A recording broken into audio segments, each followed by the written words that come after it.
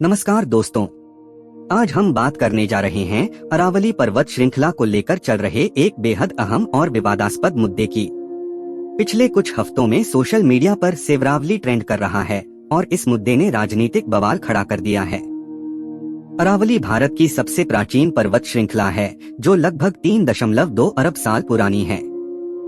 यह 800 किलोमीटर तक फैली हुई है और दिल्ली, हरियाणा, राजस्थान और गुजरात 4 राज्यों से होकर गुजरती है। इसका पर्यावरणीय महत्व बहुत बड़ा है क्योंकि यह थार रेगिस्तान को पूर्व की ओर फैलने से रोकती है, दिल्ली को धूल भरी आंधियों से बचाती है, भूजल पुनर्भरण में मदद करती है और मानसून के बादलों को दिशा देती है। यह दिल्ली के फेफड़े कही जाती है।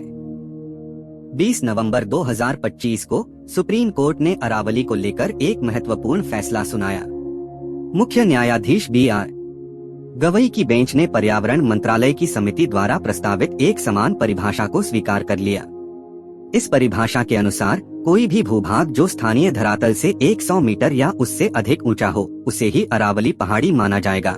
साथ ही 2 या 2 से अधिक ऐसी पहाड़ियां जो 500 मीटर की दूरी के भीतर स्थित हों, वे अरावली श्रृंखला का हिस्सा मानी जाएंगी। अदालत ने यह भी आदेश दिया कि जब तक management plan for sustainable mining यानी MPSM तैयार नहीं हो जाता, तब तक कोई नया माइनिंग लीज नहीं दिया जाएगा। संरक्षित क्षेत्रों, eco sensitive zone, tiger reserve और वेटलैंड्स में खनन पूरी तरह प्रतिबंधित रहेगा। इस फैसले के बाद देश भर में हंगामा मच गया। पर्यावरणविदों और कार्यकर्ताओं ने तीखी प्रतिक्रिया दी और कहा कि 100 मीटर की परिभाषा के कारण अरावली का लगभग 90% से अधिक हिस्सा कानूनी सुरक्षा से बाहर हो जाएगा। फॉरेस्ट सर्वे ऑफ इंडिया के आंकड़ों के अनुसार अकेले राजस्थान में 12,081 में से केवल 1,048 पहाड़ियां ही 100 मीटर की ऊंचाई पार करती हैं, यानी 91% पहाड़ियां डिक्लासिफाई हो जाएंगी। पर्यावरणविदों का तर्क है कि अरावली केवल ऊंची चोटियों का नाम नहीं है, बल्कि पूरी पारिस्थितिकी प्रणाली है जिसमें छोटी पहाड़ियां, घास के मैदान, रिज और ढलान भी शामिल हैं, जो भूजल रिचार्ज और मिट्टी के संरक्षण में महत्वपूर्ण भूमिका निभाते हैं। सेवरावली अभियान जोरों पर चल पड़ा। हजारों लोगों ने ट्विटर, फेसबुक और इंस्टाग्राम पर विरोध जताया। पूर्व राजस्थान मुख्यमंत्री अशोक गहलोत ने अपनी प्रोफाइल पिक्चर बदलकर सेव अरावली लगा ली और कहा कि यह 100 मीटर का नियम खनन माफियाओं के लिए रेड कारपेट बिछा देगा। कांग्रेस की वरिष्ठ नेता सोनिया गांधी ने द हिंदू में एक आर्टिकल लिखकर कहा कि मोदी सरकार ने इन पहाड़ियों के लिए मौत का वारंट साइन कर दिया है। सिटीजन्स कलेक्टिव्स जैसे पीपल फॉर अरावलीज और सेव सरिस्का ने ऑनलाइन पिटीशन शुरू की जिसमें सुप्रीम कोर्ट से इस फैसले को वापस लेने की मांग की गई। दिल्ली, हरियाणा और राजस्थान में विरोध प्रदर्शन हुए। लोगों ने कहा कि यह तकनीकी परिभाषा पूरे पारिस्थितिकी तंत्र को नजरअंदाज करती है। केंद्रीय पर्यावरण मंत्री भूपेंद्र यादव ने शुरुआत में सरकार का पक्ष रखते हुए कहा कि अरावली की सुरक्षा के प्रति सरकार पूरी तरह प्रतिबद्ध है और केवल 0.19% क्षेत्र में ही खनन की अनुमति होगी। उन्होंने कहा कि 90% क्षेत्र पूरी तरह संरक्षित रहेगा और मुख्य समस्या अवैध खनन की है। सरकार ने अरावली ग्रीन वॉल प्रोजेक्ट का भी हवाला दिया, जिसके तहत 1,400 किलोमीटर लंबी और 5 किलोमीटर चौड़ी हरित पट्टी बनाई जा रही है और अब तक 86 लाख से अधिक पौधे लगाए जा चुके हैं। लेकिन जब सोशल मीडिया पर बवाल बढ़ता गया और हर तरफ से सरकार की आलोचना होने लगी, तो 22 दिसंबर 2025 को यानी सुप्रीम कोर्ट के फैसले के लगभग 1 महीने बाद केंद्र सरकार ने एक महत्वपूर्ण स्पष्टीकरण जारी किया।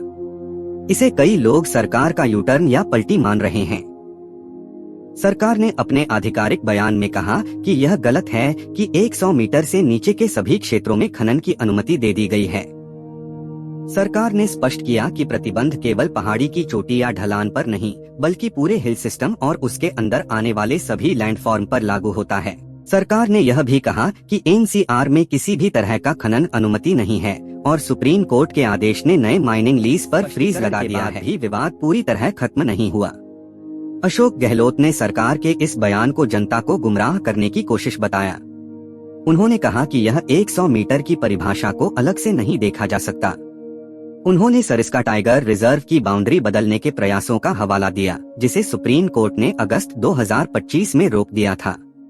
गहलोत ने आरोप लगाया कि सरकार का असली उद्देश्य 50 से अधिक मार्बल और डोलोमाइट खानों को फिर से खोलना है, जो पहले प्रतिबंधित क्षेत्र में आती थीं।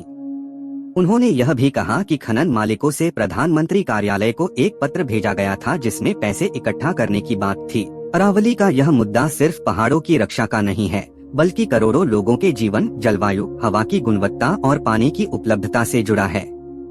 अगर अरावली कमजोर हुई तो दिल्ली में धूल भरी आंधियां और बढ़ेंगी, भूजल स्तर गिरेगा और रेगिस्तान पूर्व की ओर बढ़ सकता है। सुप्रीम कोर्ट ने 100 मीटर की परिभाषा देकर कानूनी स्पष्टता लाने की कोशिश की। सरकार ने सोशल मीडिया पर बवाल के बाद स्पष्टीकरण जारी किया, लेकिन पर्यावरणविद और विपक्ष अभी भी संतुष्ट नहीं हैं। असली परीक्षण इस बात का होगा कि जमीनी स्तर पर इसे कैसे लागू किया जाता है। क्या यह परिभाषा वाकई अरावली को बचा पाएगी या यह खनन के लिए दरवाजा खोल देगी? यह तो आने वाला समय ही बताएगा। फिलहाल सेवरावली अभियान जारी है और लोग सरकार की हर चाल पर नजर रख रहे हैं। ऐसे ही महत्वपूर्ण विषयों पर जानकारी भरी वीडियो देखने के लिए हमारे चैनल दी इन्फिनिट चैप्टर्स को सब्सक्राइब करें और बेल आइकन को दबा दें ताकि आपको हर नई वीडियो की सूचना मिलती रहे। जय हिंद।